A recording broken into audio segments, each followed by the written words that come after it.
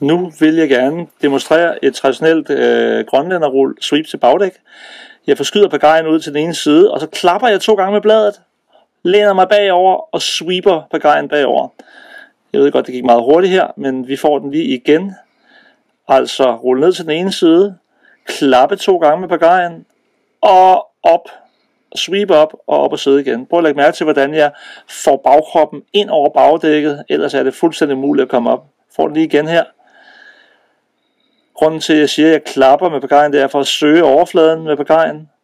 Og her der ruller jeg vist nok rundt et par gange, så man kan se selve bevægelsen flere gange. Prøv at lægge mærke til, hvordan jeg kommer ind bag over bagdækket.